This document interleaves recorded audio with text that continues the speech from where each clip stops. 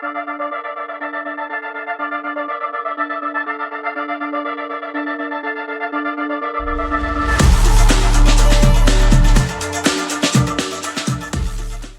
guys, welcome back to my YouTube channel. You know who it is already. If you don't because you're new here, you're welcome.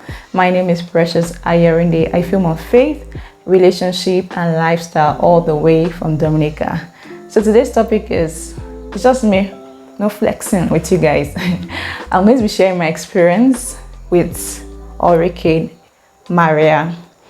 Hurricane Maria is a Category 5 hurricane that happened here in Dominica in 2017, September 18. Yeah, September 18 into September 19. Monday night into Tuesday. I think that, yeah, that should be it. So, first of all, let's say thank God for life. Let's thank God that those who experienced this are still alive today. Some died, some lost their lives, and it was a big experience. Okay, let's start this way. September 17th was a Sunday. You know, I took some pictures that day. If you go on my Instagram, if you check my Instagram out, you'll see the pictures there, old pictures. We all just took pictures that day. We just had fun after service. We were just snapping. You know, actually, an hurricane was meant to come before, like, I think maybe a week before or 2 weeks, I don't know. But we're expecting an hurricane. That's the Hurricane Emma. I don't know if that's the right way to pronounce it, but yeah, I'll put the name on the screen. So we're expecting the hurricane. Actually, I'd even packed my things. I'd packed even my sewing machine because I had sewing machine then. I packed everything, like my important stuff. I put them in, like I packed them. I'd gone to my friend's house because I was the only one in my house. My apartment was a 2-bedroom apartment, but my housemate had moved out. Or roommates, anyone you want to call it, she had moved out, and I was the only one left in the apartment, and I was not ready to move out yet at that moment. So I was the only one. So when they said Hurricane Emma was coming, hey Victoria, if you're watching this, I'd gone to Victoria's house, and it's not like everywhere is safe like that, but our place just seemed safe, and I was not going to be the only one at home, right? So I had gone to our place. We're all waiting, we're checking everywhere, we're just prepared, you know. You know, you have to pack your water because lights was going to go off, so you have to like charge your phone. We're just like ready. You understand? No one's ready. I was ready for that Hurricane Emma, but we listened to the news, nothing happened. They said it passed over, to God be the glory. We're happy. I took my things back home, and later on that Sunday while at church, I think it was even while at church, that my pastor announced it that there's now a news that there's going to be an hurricane coming the next night. I remember I think I just sighed, and I just felt somehow like we prayed that day, like we prayed at church. After my pastor gave the announcement, we prayed a lot. Then we just took pictures. We were expecting that it probably just go and everything like that. Sorry if you can hear any noise. The chickens are awake. So we just did everything we had to do. I went back home. Then I remember that night, the apartment I live had other apartments behind. It was like a compound that had other apartments. We had upstairs. We had 2 flats upstairs. We had a flat at the back or so. No, we had 1 flat upstairs of mine. We had a flat at the back and upstairs the back too. So, but the guys living downstairs, they were also students from my school. They packed away, and the last person in the house packed away that Monday morning. He packed the remainder of his stuff. I don't know if he's going to be watching this too. So he packed the remainder of his stuff. He left that day. So basically, I was the only one in my apartment. We had someone else in the apartment, she's watching this. I don't know if I said her name, she was in the apartment. She had the apartment. Then the locals upstairs, like the ones related to the landlord and landlady, their family members upstairs, and me alone in my humble abode. So when it was that Monday evening, we started listening to news. The hurricane was not at Category 5. It started little by little. So for every category, there's an impact it can bring. So going to like Category 5, it was going to take the roof out. It was a lot was going to happen. Maybe I'll put it on the screen.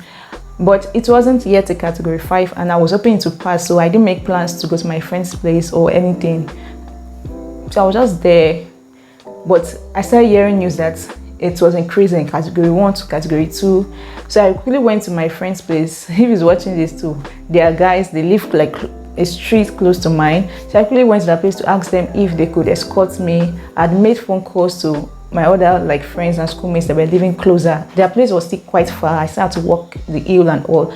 But I had quickly made messages and I had really sent them messages, asked them if I could come over to their place, because by this time I was getting scared because they said it was increasing, and where my friend Victoria was staying was far. It's a place I had to take vehicles, and vehicles were not moving again. And in fact, that day I cooked rice because I was just hoping that to pass. I just said, okay, let me cook food. I cooked rice. My gas, did my gas finish? I can't remember, but I cooked food. I was going to take it to my friend's place, to their place and all. So by the time I went to ask the guys if they could escort me to the place, they were like, no. He said, then the rain had started falling little by little and it was increasing in strength. They were like, no, they can't follow me. I said, late, that should just go back home. I was like, what? And then they had their TV on and we saw the news. It was already at category 3, 4, and they took the lights. No! God, please, no! No! No! Just like that. Hey. It was when I knew that, something is happening. And can't share me. Something is going on. I was like, okay. Anyway, I'd packed my documents, and packed important like things of mine into a bag. My machine was still like my things were still in the house, basically like everything. So it was around that they are taking the lights. The rain had really increased. There was storm already. Like the wind was just going vroom, vroom, vroom already. So nobody could go anywhere. In fact, I didn't have the courage myself to even sound to walk up anywhere. The wind was going to blow me, and the hurricane had not started. This is just building up. So I just went to lie down on the couch in the parlor. I'd stopped cooking. I was just lying down there, no light. Because they said by 8 o'clock was when the hurricane was going to start. So it's exactly by 8 o'clock this thing started. Oh my God.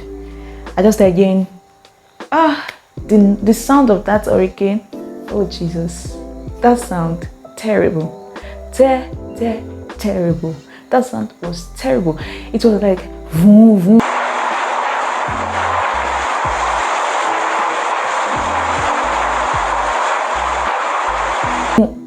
That sound alone, if nothing was happening, is enough to scare you, okay? It's enough for you to think you're going to die. That sound was terrible. So the sound started, the wind was so heavy. I was in the parlor by then I started seeing water come in from under the door. I'd locked my doors, I locked everywhere. And I started seeing water come in from under the door. Jesus. I was like, what is going on? What's going on? I was really getting scared, but I said, okay, let me leave the parlor, let me go to my room. I locked my room, I closed the door in my room, I entered my room. Then the wind, everything just started boom, boom, boom, boom, boom, boom. It started getting worse. Then around that time, my pastor started messaging, started calling us. He called me. I think he called me, but it could not stay on for a while. As everybody was just trying to find out if we're okay.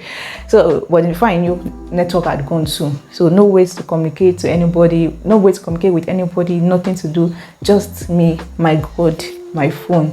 I had a tablet then, so I started playing worship music. I think I was just playing things, trying to like keep myself busy and all occupied. Then it just started doing everything just started getting worse. Then all of a sudden I started seeing more water coming. Hey, door that I closed, muddy water started coming in. Then I noticed, I can't really remember how everything happened, but I'm just trying to remember as much as I can, or as much as I can. So I started hearing the wind was so much. Then my neighbor, she's a grown-up with a grown-up daughter. So I noticed from the window that they were going upstairs.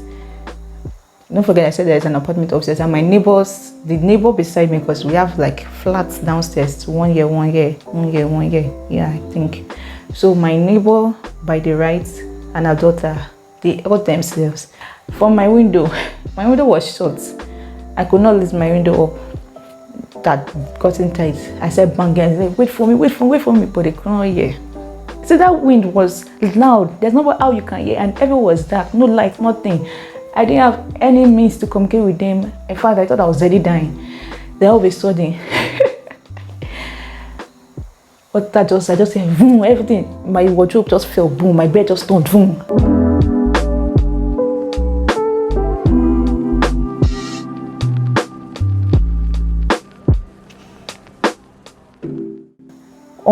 At that moment, I thought I opened my eyes and I saw myself in the middle of the ocean, like no jokes. I started banging the wall, like it turned me, like my bed was facing, like my bed was like this. The water came in. I said my door was locked too, my room door. So, and don't forget the parlor door was locked. The water came in and just broke my door. It broke, it fell my wardrobe, and then it turned my bed and turned me to the wall.